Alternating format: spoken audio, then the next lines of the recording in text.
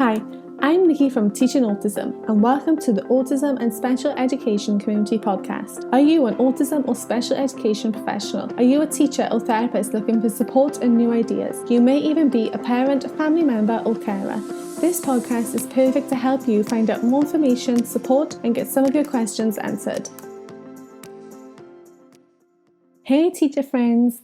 Thank you for tuning in to another episode on our Teaching Autism and Special Education Community Podcast. I'm your host, Nikki, and I'm the creator of Teaching Autism.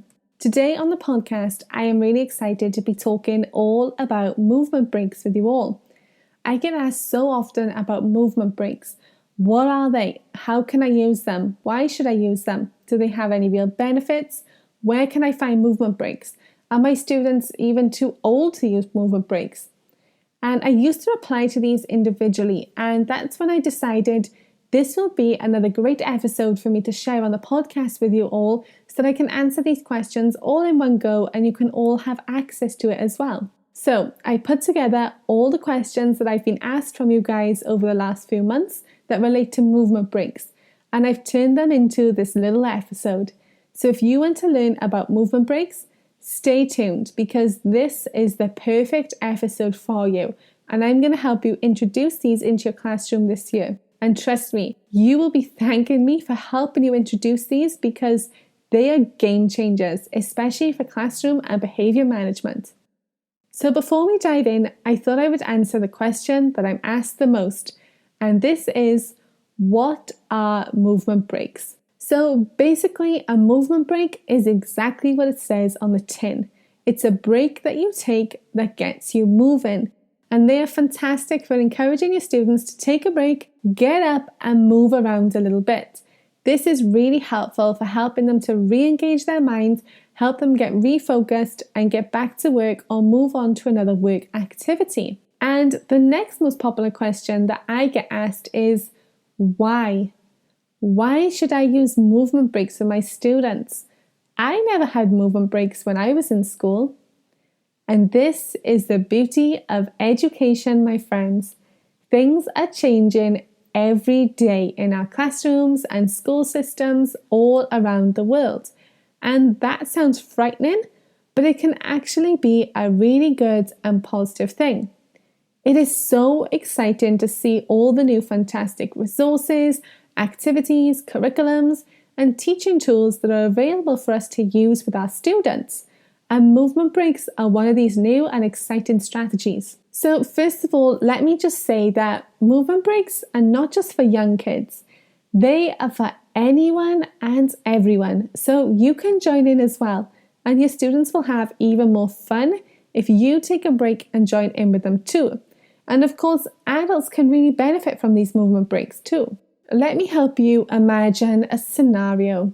Have you ever gone on a training course and you've been sat in one spot for hours? You haven't had a break. The first hour, you're really engaged. You're listening, you're focused, you're taking in all the information that's being given to you. But after the first hour, you can feel your eyes are probably starting to glaze over. Half hour later, and you're looking for your watch or a clock on the wall. And you're probably starting to think to yourself, what time is it? How long do we have left of this session? What time did she say our coffee break was? And while you're thinking of these things, you're not thinking about the course. Your attention is no longer on the training or what notes you're taking, what's being said or shared with you. It's all about your upcoming coffee break. So you are missing out on valuable information and you're not paying attention because you may not necessarily be bored, but your mind is bored. You're frustrated. You need to get up and just move around. Your brain needs to move to get refocused again. And that, my friends, is the beauty of a movement break. It's the perfect opportunity to help you get up, get moving, and this helps you to get re-engaged and get back to work. Now, another thing that I hear a lot of teachers say that they worry about is that their students won't want to do movement breaks. They think they may be too old or too cool to be doing movement breaks. Maybe they just don't even enjoy exercising. And honestly, all kids think they're too cool for us. That's just the way they are. But you can tailor your movement breaks to suit different ages and abilities as well. And there are so many great resources out there, and some of the best ones can actually be found on YouTube. And you can mix them up so that you're using different movement breaks every day so your students don't get bored. But it also means you can cater easily for different age groups. If you have a student who is adamant that they are not going to join in with your movement break, have them do something else instead. It's not the option of movement break or continue sitting. You need to get them up and moving. So ask them to walk around the classroom 3 times or to change seats to the opposite side of the classroom. You can even send them to the toilet. It's just a way to get them up from their desk, moving around and being able to recharge their brain. Now, moving on to the best bit, which is the benefits of movement breaks. There are so many benefits from using movement breaks that I honestly don't know where to start. I love to keep my podcast episodes shorter because I know how tough it can be to try and find time to listen to lengthy podcasts. So I was trying to keep this in mind when I was thinking of all the amazing benefits from using movement breaks. So I decided that I would limit myself to 5 of my favourite benefits that come from using movement breaks with your students. And here they are. Number 1 is physical exercise.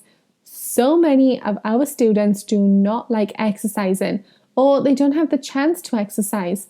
And we all know how important it is that we are exercising and moving around throughout the day. Movement breaks are the perfect opportunity to introduce some exercise and movement into your daily classroom routine. Number 2, movement breaks are fun. I know this probably doesn't sound like a very educational benefit, but movement breaks are a lot of fun. And by joining in, you are having fun with your students as well. And this is when they're going to relate to you more because they're seeing you as another human being having fun with them, rather than a teacher just standing at the front of the class and reading off instructions all day to them. Movement breaks also provide the perfect opportunity to work on building trust and relationships. And you all know how much I go on and on about how important it is to have those trusting and positive relationships with your students. Number 3, researchers say that movement helps to increase the flow of oxygen and blood. And if researchers have spent time looking into this and come up with this outcome, then I'm on board, because we know with the increase of flowing oxygen and blood, our students are going to have their focus improved. They'll be more productive, and it can even help to reduce stress levels as well. Number 4, the burning of energy. I know you have got to be kidding with me if you say you didn't want to find a way to help some of your students burn off that energy that they're boiling up with. Did you ever see that TV advert as a kid with the Energizer Bunny, who was basically powered by batteries that lasted forever? And he was just running around and bouncing around all the time, never getting tired or worn out. That can be some of our students. So finding a way to help them burn off some of that energy that they're trying to contain inside themselves when they're sat at a desk is going to be super beneficial. Movement breaks allow your students to get up, move around and burn off some of that energy and then get ready to work again. Number 5, movement breaks can still be educational. Having a movement break does not mean your students will be stopping learning. In fact, it's the opposite. You can still learn. You can use movement breaks to continue your learning. You can use number movement breaks and counting, or work on animal movements.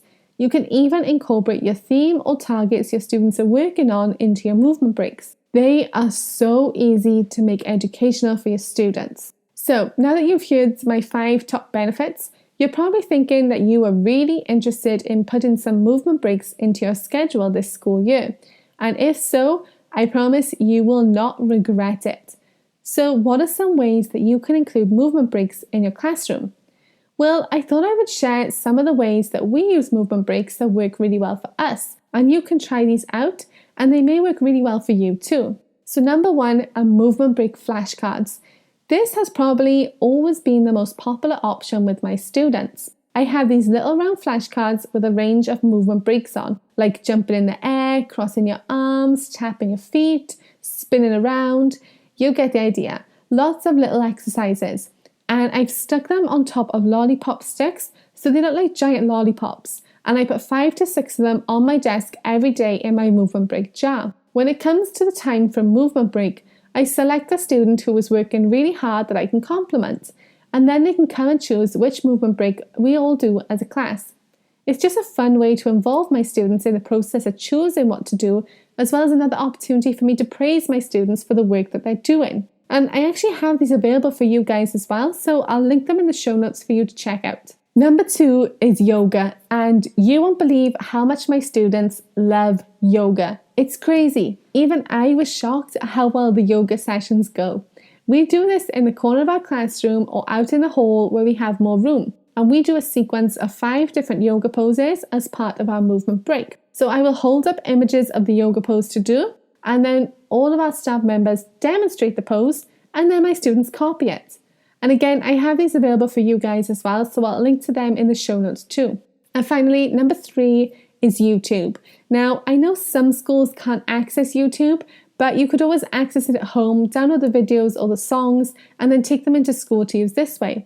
Some of our favourite movement break songs from YouTube are Shake Your Sillies Out by The Learning Station, Stand Up and Sit Down by Patty Shugler, Jump by Patty Shugler, Shake and Move by Patty Shugler, and the Count to 100 fitness song. I really recommend trying these out on YouTube. My students love them and we all do them together. They're a lot of fun and they're so easy to fit into your daily schedule. And I will link to these in the show notes as well to make it easier for you to access. So I hope you found this podcast episode all about movement breaks helpful. Let me know if you have any more questions about movement breaks. You can either contact me through social media, comment on this podcast episode on our website, or send me an email at contact@teachingautism.co.uk. Also, don't forget to head over and sign up to our mailing list so you get first news of all the things going on here at Teaching Autism and access to a huge free resource library. And of course, if you enjoy listening to our podcast, be sure to hit the subscribe button. That way, you will get first news when episodes are released for you to listen to first. Thank you for listening, and I'll speak to you again soon.